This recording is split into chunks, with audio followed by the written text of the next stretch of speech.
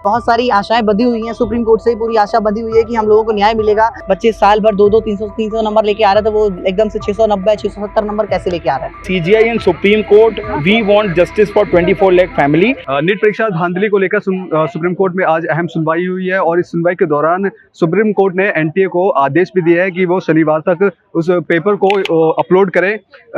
आज सुनवाई हुई है, कितना संतुष्ट है आज की सुनवाई से? हाँ, थोड़ी संतुष्टि है, क्योंकि लगभग बहुत सारे क्वेश्चन CGI सर ने पुटअप करे NTA से, जिनके जवाब NTA के पास नहीं थे, और बहुत सारी आशाएं बंधी हुई हैं। सुप्रीम कोर्ट से पूरी आशा बंधी हुई है कि हम लोगों को न्याय मिलेगा, जो धांधलेबाज लोग हैं उनको निकाला जाएगा और हम लोगों को सेलेक्ट किया जाएगा।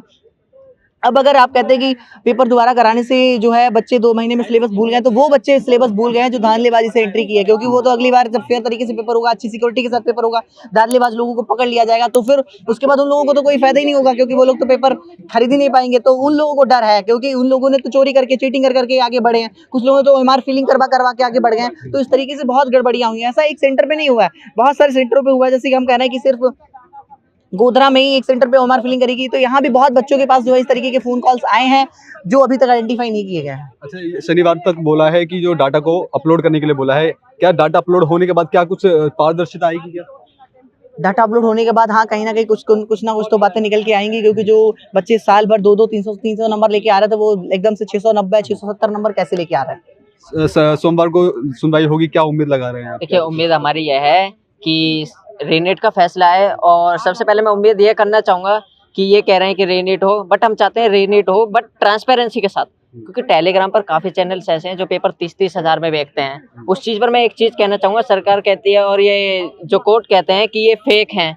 अगर टेलीग्राम पर चलने वाली चीज़ फेक है तो आप टेलीग्राम को बंद कर दीजिए, क्योंकि यहाँ पर पेपर्स अगर बिक रहे हैं, स्टूडेंट्स के अंदर डर रहेगा कि पेपर बिक रहे हैं, हमारा सिलेक्शन नहीं होगा। 30-30 हज़ार में पेपर बेच रहे हैं, वो लोग प्रूफ्स देते हैं स्टूडेंट्स के फीडबैक के, बट उन लोगों ने जो पेपर के टाइम का था, 5 मई के अराउंड का, हर जहाँ पर मैंने काफ़ी चैनल्स खंगाले थे कल इसी चीज़ को लेकर, तो उनके पास में वो जो पेपर वाला टाइम था ना, उन सभी की डिटेल्स डिलीटेड हैं। बाकी ऊपर नीचे का डाटा, सिर्फ पेपर के टाइम वाला जो डाटा है वो डिलीटेड है। जो डाटा पहले दिखता था, जैसे ही केस डलने शुरू हुए उसके बाद में वो डाटा डिलीटेड है। यानी कि पेपर टेलीग्राम पर घूमा है। अगर गवर्नमेंट ये कहती है या NTA कहता है टेलीग्राम वाली चीज़ें फेक हैं, तो टेलीग्राम को इंडिया में बैन कर दीजिए, क्योंकि ये ऐसी चीज़ है जहाँ से बहुत बड़े लेवल पर पेपर लीक हो सकते हैं। ठीक है, सोमवार को बोला है कि फिर से सुनवाई होगी। अगर सुनवाई के दौरान अगर ये बोल दिया जाता है कि फिर से री एग्जाम हो जाएगा, तो कितने तैयार हैं आप? सर, मैं तो डॉक्टर हूँ, डॉक्टर भूपेंद्र चौरसिया। इन बच्चों के साथ एक सामाजिक कार्यकर्ता होने के नाते लड़ रहा हूँ। सोमवार को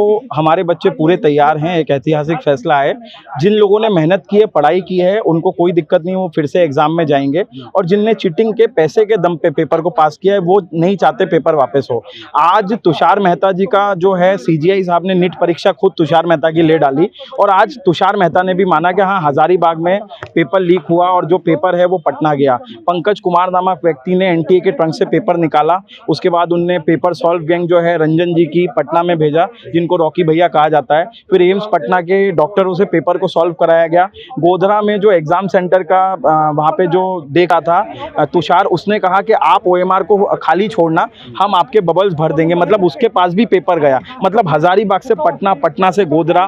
तो ये इस्टेब्लिश हो गया है। चाहे तुषार मेहता इस लीक वर्ड को यूज ना करके बार बार ब्रिज यूज करें, पर ये इस्टेब्लिश्ड है CGI के सामने कि पेपर लीक हुआ है। और मेरे को माननीय न्यायालय पे भरोसा है, क्योंकि माननीय न्यायालय ने पहले दिन से कहा था अगर 0.01% भी धांधली हुई है तो हम 24 लाख अभ्यर्थियों को इंसाफ जरूर देंगे। मंडे को ऐतिहासिक फैसला है, और मैं यही कहूँगा, CGI and supreme court, we want justice for 24 lakh family and we have faith on you and we have faith on our judicial system. ये आप तैयार हैं कि री एग्जाम? बिल्कुल, हमारे बच्चे तैयार हैं और बिल्कुल वो चाहते हैं री एग्जाम होना चाहिए। यही है एक तरीका, सुप्रीम कोर्ट जस्टिस देगी। चाहे अब ये 24 लाख के लिए री एग्जाम हो, चाहे 1,08,000 के लिए हो, पर री एग्जाम होगा। कितने संतुष्ट हैं आज की सुनवाई के बाद? सर, आज संतुष्ट ज़्यादा हैं, क्योंकि आज लग रहा है, क्योंकि NTA के पक्ष में आज फैसला नहीं था, वरना ज़्यादातर 8 जुलाई 11 जुलाई में ऐसे ही लग रहा था कि रीनीट के चांसेस बहुत कम हैं। लेकिन आज के टाइम पर मतलब जब सोमवार में जो आएगा न्याय, वो तो पक्ष में आना चाहिए। अच्छा, जो जिस तरह बोला है कि शनिवार को जो डाटा अपलोड करने के लिए बोला है, अगर वो डाटा अपलोड होने के बाद कितनी पारदर्शिता इस चीज़ में आएगी? सर, पारदर्शिता तो सर पहले आनी चाहिए थी, क्योंकि पहले ही दे देना चाहिए था NTA को सारा का सारा डाटा। पहले से ही वकील के पास पूरा डाटा नहीं है 23 लाख बच्चों का, लेकिन अब लग रहा है कि सोमवार तक अगर पहले से ये डाटा आ जाए तो हो सकता है और चीज़ों के बारे में पता चले और क्लास। तो ये तमाम छात्र थे जिन्होंने एग्जाम दिया था और एग्जाम के बाद जो धांधली के जो आरोप लगा रहे थे, इनका साफ तौर पे कहना है कि जिस तरह से आज सुप्रीम कोर्ट में सुनवाई हुई है, इस सुनवाई से वो संतुष्ट तो हैं, लेकिन हालांकि सोमवार को क्या कुछ होगा ये कहीं ना कहीं अपने आप में एक बड़ा सवाल है। सोमवार को अगर री एग्जाम को लेकर के अगर बात होती है तो ये तमाम छात्र हैं फिर से एग्जाम देने के लिए तैयार है। कैमरा पर्सन विक्की के साथ में संदेश सक्सेना, पंजाब केसरी.com, दिल्ली।